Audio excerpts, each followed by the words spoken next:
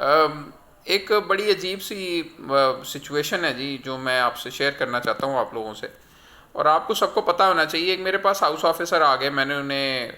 پوچھا کہ یار آپ، آج ان کا فون آیا، پھر وہ آ گئے، تو میں نے کہا کہ بھائی آپ کیوں وارڈ چینج کر رہے ہیں اپنا؟ تو انہوں نے کہا کہ سر میں وہاں کام نہیں کر سکتا۔ میں نے کہا نہیں، آخر وہاں مسئلہ کیا اس وارڈ میں جہاں آپ کام کر رہے ہیں؟ تو انہوں نے کہا کہ سر میں پہلے دن وہاں گیا تو میرا تھیٹر تھا، تو میں جب تھیٹر میں گیا تو انہوں نے مجھے کہا کہ میں بیٹھ گیا، کہتے سائڈ پہ ایک چھوٹی سی چوکی لگی ہوئی تھی، چوکی وہ لکڑی کی نہیں ہوتی، اس پہ بیٹھ گیا میں جا کے، کہتا اب کھڑا تو رہ نہیں سکتا سر تھیٹر میں مسلسل۔ تو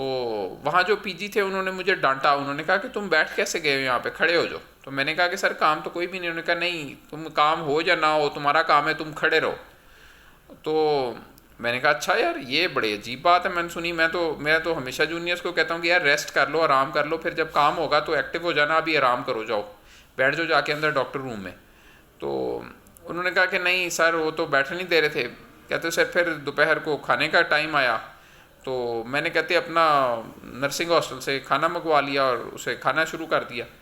تو وہ پی جی آ گئے جو وہاں پہ تھے ڈیوٹی پہ، انہوں نے کہا کہ تم نے اپنا کیسے کھانا منگوا لیا الگ سے؟ اجازت نہیں یہاں کسی کو بھی کھانا منگوانے کی، یہاں ہم سب کمبائنڈ کھانا کھاتے ہیں، اس وارڈ کے رولز بنے ہوئے ہیں۔ تو میں نے کہا کہ یار یہ کیسا وارڈ ہے جہاں پہ کھانا بھی نہیں کھانے دیتے وہ ہاؤس آفیسر کو، ایسے سائیکو قسم کے لوگ اکٹھے ہوئے ہیں اس وارڈ میں، تو یہ کیسے پاسبل ہے کہ ایسا ہو رہا ہو؟ تو انہوں نے کہا کہ سر ایسا ہی ہو رہا ہے، اور وہ کہتے ہیں کہ یہاں کھانا ہماری مرضی سے کھاؤ گے تم، سب ایک ہی ٹائم پہ کھانا کھائیں گے، الگ الگ کھانا کوئی نہیں کھائے گا۔ تو سر پھر میں تو سر اتنی بے عزتی برداشت نہیں کر سکا، شام کو کہتا سر ایمرجنسی تھی 6 بجے وہاں پہنچا ہوں، تو اس کے بعد وہاں کرسی پہ بیٹھ گیا ہوں، تو پی جی آ گیا، اس نے کہا کہ بیڈ پہ بیٹھو جا کے یا کھڑے ہو جاؤ، ادھر کرسی نہیں تمہیں ملے گی بیٹھنے کے لیے، کرسیاں صرف پی جیز کی ہیں۔ میں نے کہا کہ کرسیاں بھری ہوئی تھیں ساری یا خالی بھی تھیں؟ انہوں نے کہا نہیں خالی پڑی ہوئی تھیں، ایک پی جی دوسری پہ ٹانگ رکھ کے بیٹھا ہوا تھا ایک۔ میں نے کہا یار بڑی سرپرائزنگ بات ہے، ایسے ایسے اذیت پسند لوگ بھی پروفیشن میں آ گئے ہیں، یہ ڈاکٹر کیسے بن گئے ہیں؟ کہتا سر یہی تو میں اس لیے میں ہاؤس جاب چھوڑ کے بھاگ گیا ہوں وہاں سے۔ تو یہ بڑی الارمنگ سچویشن ہے، اور انفارچونیٹ ہے بہت زیادہ، جو پروفیسر آنکھیں بند کر کے بیٹھے ہوئے ہیں سارے معاملے پہ جاننے کے باوجود سب کچھ،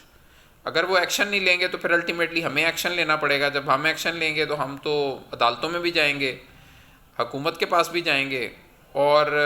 لوگوں کو ٹرانسفر بھی کروائیں گے، کارروائی بھی کروائیں گے، ڈسپلن پروسیڈنگز بھی انیشیٹ کروائیں گے ایسے لوگوں کے خلاف، اور ساتھ ذہنی ان کا معائنہ بھی کروائیں گے مختلف طریقوں سے،